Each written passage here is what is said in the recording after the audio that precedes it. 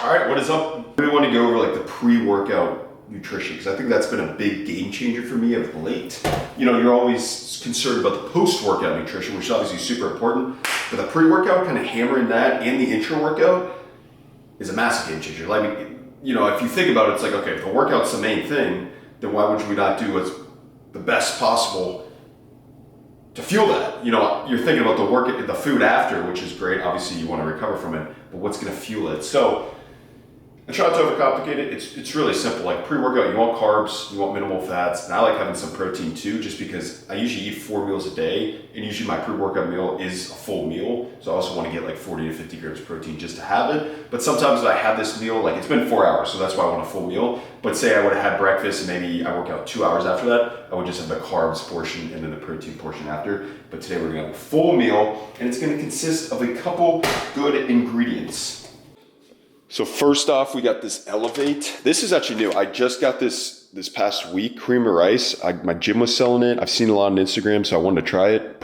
Actually really freaking good. So I usually have 2 servings of it, 132 calories, 27 carbs, so it's 54 grams of carbs.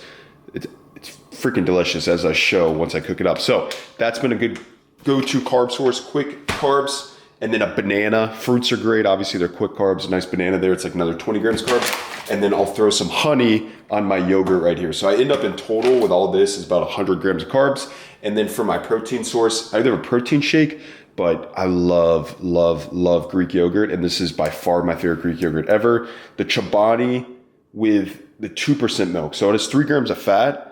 But the night and day difference between fat-free Greek yogurt and just a little bit is huge to me. So it's so much creamier, richer. I like it. 20 grams protein. I'll have 2 servings of that. So 40 grams protein. But yeah, we'll whip this up, see what it looks like.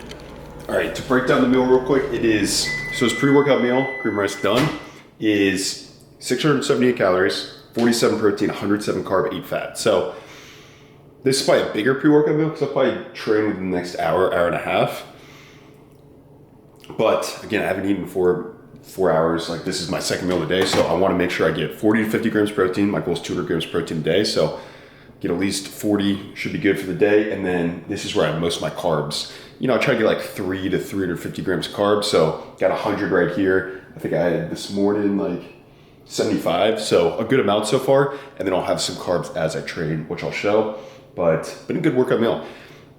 The cream of rice, you know, that's something new. Usually I'll go either 3 options. You know I love a Rice Krispie treat, so I'll either go Rice Krispie treat. Now cream of rice is added to the arsenal. White rice is great. Bread with honey on it, sourdough bread. Just easy carb sources. Fruits, those are all easy. And then protein, either have a protein shake, a protein pancake, Greek yogurt. Those are kind of like all the options I have. So usually those 3 protein sources, and then those carbs, because you just want to keep the fats low, high carb, good amount of protein, get you feeling good.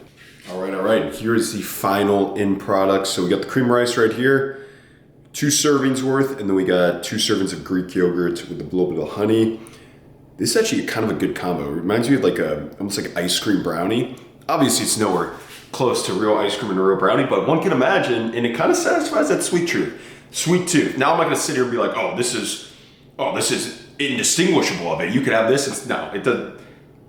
Ice cream and brownie, still freaking delicious, but it's kind of good. It's sweet enough, satisfies that craving. So we'll eat this, head over to the gym soon. All right. So in the car now, about to head to the gym. So one thing I wanted to also show is like the important, or how I utilize supplements for my training, pre, intra, and post training, because, you know, I think there's so many supplements out there. I know sometimes they can get confusing of like how you use pre-workouts, how you use intra workouts, how you use EAs, all this and that. So obviously all the supplements I'm using are from Raw. And guess what? Black Friday sale is live right now as this video just dropped, Monday, November 24th through November 30th, 40% off site-wide. The whole damn site, so pre-workouts, proteins, everything. Also, there's like throughout the whole week, and I'll post on my Instagram story, you like, with every dollar spent, they're like selecting a winner to win a bunch of cool prizes like Dyson stuff, like AirPods, like MacBooks, and then they're also giving away a TRX truck. With every dollar spent, it's like 1 entry into it, and they're giving away like a $100,000 car or truck. So if you're interested in that, by all means, but also just a great opportunity to stock up on stuff. So I want to show what I have for pre-workout. I always have the 2 The pump is probably my all-time favorite product from Raw. So pump is just the non-stim, so it has no caffeine, but it has the beta-alanine, L-citrulline. If you watch my videos, I've probably talked about it a million times, but if you like working out late at night and you don't want caffeine, this could be a great product for you because you get all the stimulants you want to get locked in, focus, get the pump, but not, be staying up all night. So this is great. But I'm also a stimulant junkie. I love caffeine, and it's it's 11 o'clock, so I'm gonna have caffeine. So I mix it too. So it also serves as a good mixture for something else. So I mix it with the essential pre, which does already have the L-citrulline beta-alanine, but this adds a little more because I like the tingles and I like that feeling. It helps lock me in more. So I just go a scoop of this. This one is 200 milligrams caffeine. There's also the Thavage, the Super Thavage. Thavage has 260 for 2 scoops, and the Super Thavage I think is 400. So there's some higher stim out there, which are great. And then, so that's gonna be the pre-workout. Sometimes I'll throw liquid glycerol in there. Not throwing it in today because it is 45 calories. And I don't want those extra calories, but if you want to get an extra pump, you throw that in. And then sometimes I'll throw in the, as I showed this morning, the electrolytes to replenish, which are great. So I'll have this, and then we'll get to the gym. I'll sip on this because I'm going today. I go to like 2 different gyms, 2 awesome gyms. Super fortunate to have 2 gyms to train at, but the one I'm going to today is more like the bodybuilding gym that I love with all the good machines. It's about a 15-minute drive. So I start drinking this on the way, get the car going, get the tunes going. By the time I'm walking in, I'm already buzzing. So yeah, that's how I use pre-workout. This is to sustain me throughout. Caffeine for energy, the beta-alanine, L-citrulline, the salts in there, great for the pump. Obviously mix that with the carbs I just had. Oh man, the pump should be spectacular today. All right, guys. So my mic died on this day, so I'm gonna hit you with a little voiceover, but that's good. I like doing voiceovers as I explain the workout a little more. So the back half of the training week, days 5 and 6, are more of a hypertrophy focus. So Friday's a pull day, today's a push day. It's the last lift of the week, 6 lifts. So really a lot of focus, especially these first couple weeks, is a little higher volume, like that 8 to 12 range on most of my movements, and using a lot more machines isolation based because earlier in the week I already hit my heavy bench and heavy presses. So on this day, I started with dips, 4 sets of 8. I was really happy. I hit 145 for all 4 sets. Every set was probably like 1 to 0 reps in reserve. The last set I hit like failure. So perfect weight. Dips. Again, you know how much I freaking love dips, boys. Do them early, do them often, especially on a push day. Starting your push day with a dip because you're hitting your chest, shoulders, and triceps. Might as well start with a compound, just like you would start with a bench press. So I start one day with a bench press, the other day with dips. As I just showed, that intro workout of the fuel, which is 25 grams of carbs, and the EAs has been a game changer too. So I talked about pre-workout carbs, but intra-workout carbs just as important. Sipping on that throughout the workout, so I feel super good throughout. And then those EAs are great just for recovery and staying hydrated. After the dips, 4 sets of 8 there, I got into an incline press. So I've been doing like I did a Smith machine last week. I like a Smith machine press, but I really like this hammer strength press, and ended up doing 3 sets, 8 to 10 range. So I did a dip, heavy dip, a compound movement that hits everything. Now more of I guess a chest isolation, but you're still hitting your shoulders and your triceps with it. But I like doing some sort of either flat press or dip variation, and then some sort of incline press variation for my main presses, just to hit my chest from all angles. So I like starting the session. Obviously, I'm gonna do all my presses. So after this, I get into a seated dumbbell press, overhead press. So we got a dip, we got our incline press, we got our seated overhead press. So just kind of hitting everything, which is a lot of pressing, but that's the way I like it. Feel like I hit everything that way. I'll be honest, a seated dumbbell press is probably my favorite overhead press variation. I'm not a big fan of the machines. I've tried a lot of machine overhead presses, and they just, I don't know, maybe they just don't fit to my body. I feel like a dumbbell, I get nice and deep. I try to bring the dumbbells. I try to touch the top of my shoulders. Sometimes I do, sometimes I don't, but really focus on a big range of motion is important. Earlier in the week on Wednesday, I'm doing a standing barbell overhead press as the main compound. So on this day, I just want an accessory movement, just 3 extra sets here. And then I get into the fly variation. Flies, absolutely love a fly. Whether that's a standing cable fly, whether that's a seated pec deck. Can't go wrong with a nice fly variation, especially after all that pressing is really coming in, really focus on the squeeze and the stretch here. So big stretch, big squeeze at the top. I've been enjoying this pec deck. So 3 sets here. Again, chest, we had a dip variation, we had an incline press, and we hit a fly variation. For our shoulders, we're hitting an overhead press and then a lateral raise variation, and then we'll finish with triceps. So throughout the session, with those dips, with those presses, you know, your triceps, your shoulders are getting so much activation as long with your chest. So I feel like just one side delt variation at the end of one tricep push down is good enough for me to make sure I'm hitting everything. Obviously, I like a higher volume. Like all these, I'm doing at least three to four working sets, getting close, if not to failure. And then on, for example, on these lateral raises, I didn't show it here, but on the fourth set, I end up going to failure and then grabbing some heavier dumbbells and doing 20 partials. Partials have been awesome.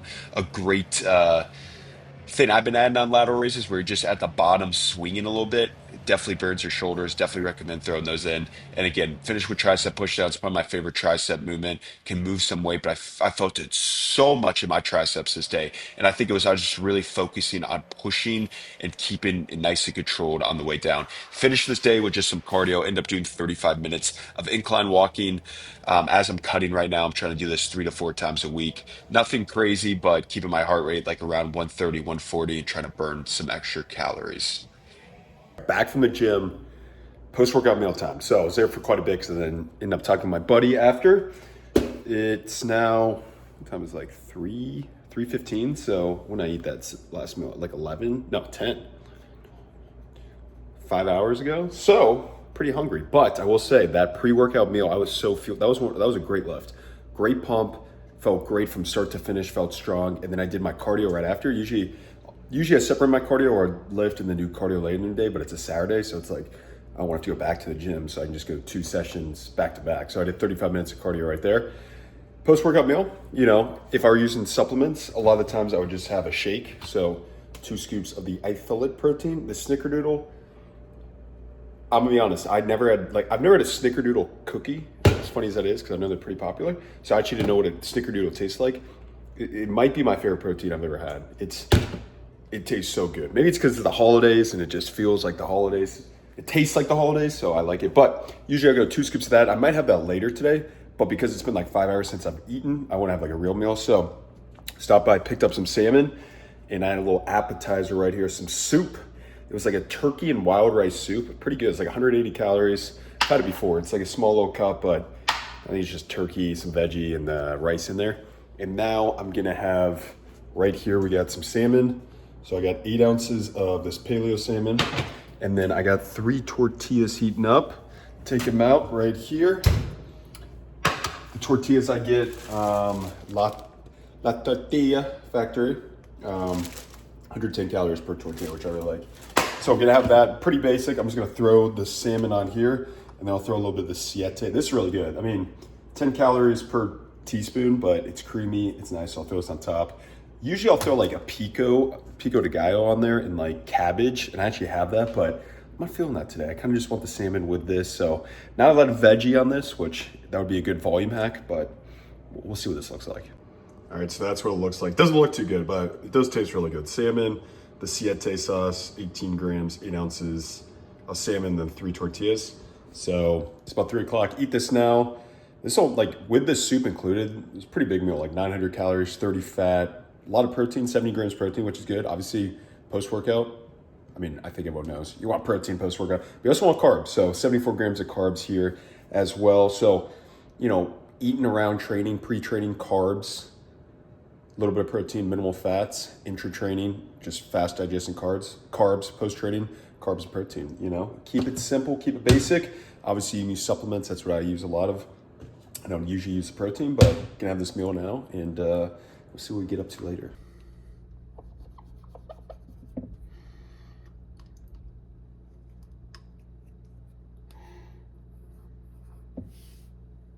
I talked in my last video that I've been binge eating quite a bit, and that's kind of the reason I've been bulking over the last couple months. And it was kind of frustrating because like every couple days I'd binge eat, and I got a lot of good feedback from that because I know it's a common thing. I know a lot of people struggle with it, and it's frustrating sometimes. It's a weird thing because like obviously when you're like so into fitness, like, you know, you view food a little differently than most people. So one thing that's helped quite a bit. So I did get prescribed like 2 medications from a doctor, Burofin and dextrone, if I'm saying that correctly. I could not be, I don't know. Sometimes I read a word and I'm like, that's how it's pronounced, and it's not pronounced anything like that, but it might be pronounced that. But essentially they're supposed to help with like the urges to binge eat and like kind of the mental side to that. So and they kind of suppress appetite a little bit. But I've definitely noticed it help when I've had like the urge to binge, where I eat something, I'm like, oh, I need to eat more, more, more. Usually I eat like, usually I'll get really hungry and I'm like, oh, I'm gonna go to the grocery store and eat everything in sight. And then I'll just get a normal meal, like salmon I had earlier, and I'll eat that. And I'm like, oh, I'm fine. I don't need to eat anything. So it's definitely helped with that to an extent, which has been really nice. But I will say like two things that have helped a lot with binge eating. One, and by no means am I an expert, by no means am I an expert, it's just from my own personal experience, is not missing meals. I think I used to do that all the time where it's like, it'd be like 4 o'clock, you know, I'd have like, 1,800 calories eaten throughout the day, maybe have 28 for that day. And I'll be like, oh, if I don't eat now, I can have 1,000 calories for dinner at 7. So why not wait till 7 so I can have a huge dinner? But what ends up happening is when you kind of wait, now you're super hungry when you get to that time and you haven't eaten forever. And now it's like, now once you start eating, you can't stop because the floodgates are open. So what I've been doing a lot more of is like making sure I eat 4 meals a day, 5 meals a day. And like maybe I get to dinner. Usually I like getting to dinner and having like 800 calories, but now I get to dinner with like 500 calories. And before I'd be like, oh, that's not enough, but I'm already still full from the meal before. I'm like, oh, it's plenty, and I eat it and I'm fine. So not missing meals, I think, is a very big one. And then two, trying to fit foods that you deem as unhealthy in your like meal plan, I guess. Because I'm, whenever I have a food that, cookies, ice cream, fried foods, like anything that I consider unhealthy, I automatically am like, oh, my diet's off. I might as well eat as much as possible because I'm not going to eat this again. So that's why I started eating Rice Krispie treats, throw those in. I had like orange chicken the other day, and usually like I have something like that, like a fried chicken. I'll just be like, oh, I'm gonna eat as much as possible because I'm never gonna eat this again. But I say a normal portion. So as dumb as that sounds, I think that helps too. Is like fitting it in, because learning to like almost eat, you can enjoy it, but you don't have to eat like a million parts of it. And I'm still working on that because I'm sure, there'll be times where I'm tempted by it, but it's an ongoing process. So just wanted to show that, 13 days. So diet's been good. I will say one thing: when my nutrition is on lock, every other aspect of my life's on lock. My training's great. My work, my mental, like all that. I'm so much more productive. Everything like kind of stems from that. So I've kind of realized that how much nutrition impacts my life. So it's like, why would you want to mess up your diet for a day? It's going to mess up everything else. So yeah, trying to get better at it. Again, by no means an expert, just a dude. He's just trying to work through it. But I know a lot of people in that last video kind of feel the same way. So glad I could talk about it. But anyways, I'll wrap the video up here. Appreciate everyone watches. Stack the damn days. I'll see you in the next one.